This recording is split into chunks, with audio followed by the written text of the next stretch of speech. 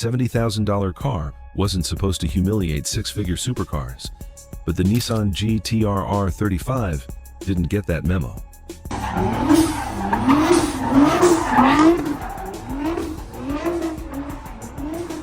So how did it outlaunch, outlap, and dominate cars worth twice the price?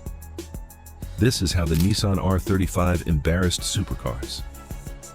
When it launched in 2007, no one expected it to take on giants like Ferrari and Lamborghini, let alone beat them. And that's exactly what it did. It didn't just compete, it disrupted the entire supercar hierarchy. Because the Nissan R35 wasn't built to compete with supercars. It was built to hunt them down and prove a point. But how did it all begin?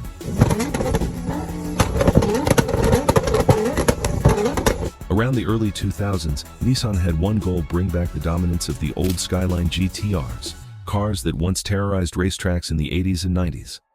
But this time, they didn't want to build just another performance car. They wanted something bigger, a supercar that anyone could actually own and drive every day. So, how do you even start building something like that? Nissan handed the project to chief engineer Kazutoshi Mizuno, and his vision was crystal clear. A supercar for anyone, anywhere, anytime. That meant no compromises. They ditched the Skyline name entirely, built a brand new platform, and even worked with Lotus Engineering to fine-tune the chassis. And at the heart of it, that hand-built twin-turbo V6, assembled by master Takumi craftsmen, each engine carrying a human touch, not just factory automation. When Carlos Ghosn unveiled it at the Tokyo Motor Show, the GT-R came with a Nürburgring lap claim that was quicker than the Porsche 911 Turbo. People didn't believe it at first, but then the orders started flooding in, thousands of them. And just like that, Godzilla was back, a nickname earned from its brutal racing dominance years earlier. But every legend has a rough start. Early models had issues, especially with transmission overheating. But instead of ignoring it, Nissan fixed it fast. Updates rolled out, performance improved, and what could have been a weakness turned into proof of how serious they were. Over the years, power climbed, tech improved, and the GT-R just kept getting sharper, faster, and more relentless. So what made this thing so brutally effective? Was it just raw power or something deeper?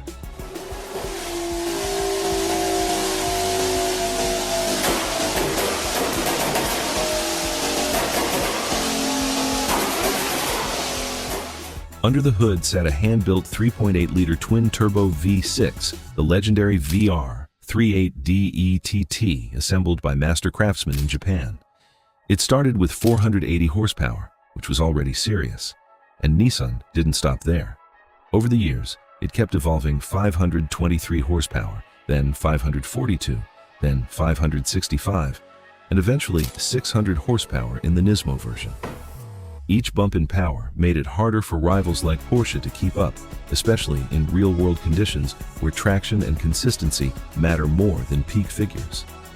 And if you really pushed it, tuners were squeezing out 1,000+ horsepower without breaking a sweat. This was precision engineering designed to grow with time. But power alone doesn't beat supercars. This is where the magic really happened. The GT-R was smart. Its advanced all-wheel drive system could instantly shift power between the front and rear wheels for maximum grip. Pair that with a lightning-fast dual-clutch transmission and launch control, and suddenly you're hitting 0 to 60 miles per hour in under 3 seconds consistently. Add massive Brembo brakes, adaptive suspension, and a near-perfect weight balance, and this machine handled like something much lighter. And when it hit the Nürburgring Nordschleife, that's when things really got serious. You see, when it launched, people saw 480 horsepower and thought, okay, that's quick. But then it started hitting 0 to 60 miles per hour in about 3.0 seconds in real-world runs. Even the official number sat around 3.3 seconds, and that was just to stay conservative. The secret? That brutal combination of all-wheel drive grip and a lightning-fast dual-clutch transmission that snapped through gears in under 0.2 seconds. In fact, in real drag races, it was often quicker off the line than the Porsche 911 Turbo, and that shocked a lot of people. But straight-line speed is easy. What really made supercars nervous was what happened after the launch.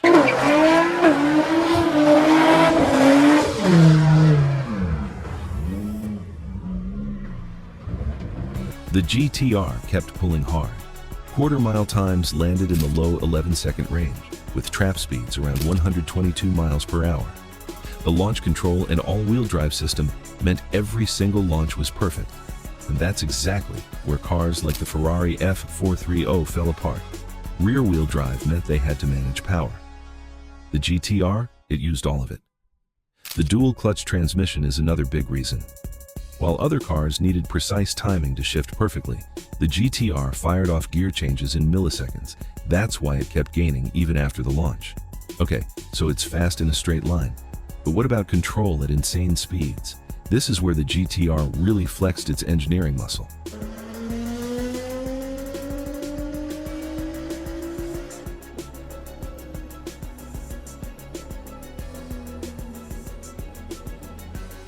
It was electronically limited to 196 miles per hour, but getting there felt stable, planted, and almost effortless.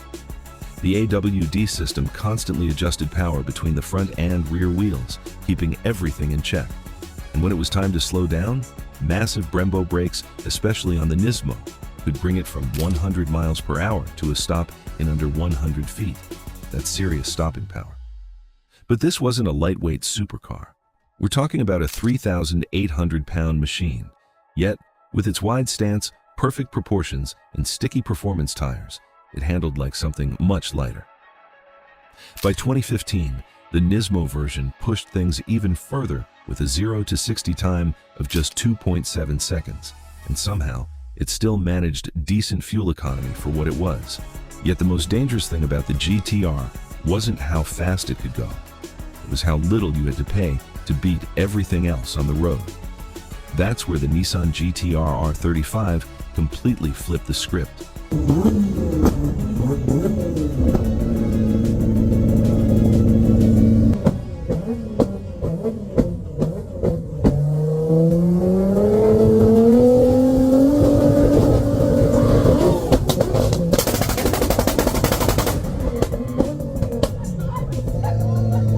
When it launched in the US at around $70,000, it wasn't just affordable, it was absurd.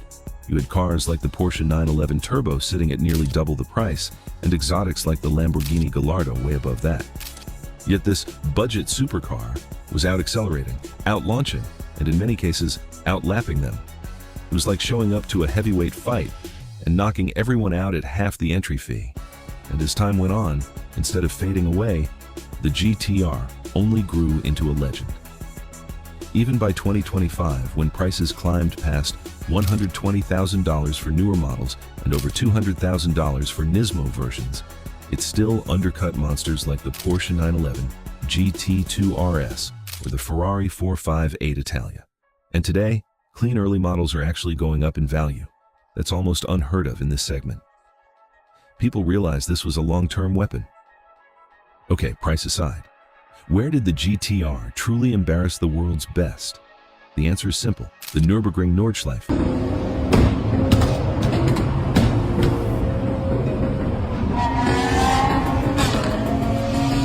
This is the proving ground. And the GT-R dominated. A near-stock version clocked a 719 lap, beating cars like the Aventador and even high-end Porsches. Later versions pushed that down to around 708. That's serious supercar territory. While rear-wheel drive exotics struggled with grip and heat, the GT-R just stuck to the road and kept attacking corners like it was on rails. And if you thought it stopped there, wait till you see what happened on the streets.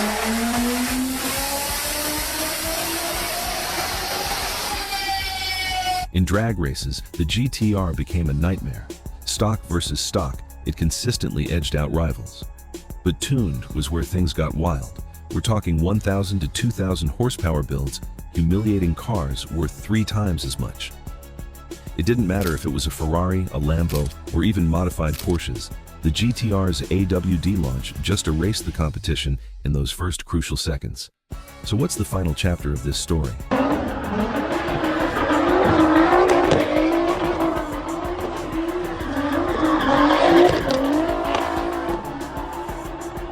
After nearly 2 decades and around 24,000 units, production finally ended in 2025. But the impact? It didn't fade. It spread.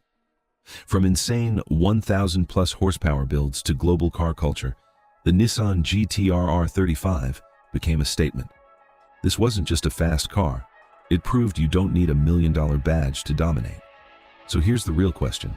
Are you taking a GT-R over a Ferrari or Lambo, or does the badge still win for you? Drop your pick in the comments. And if this just convinced you that Godzilla still runs the streets, hit subscribe before your dream GT-R build starts getting expensive. Now, your next move. Check out the cars that built the American dream.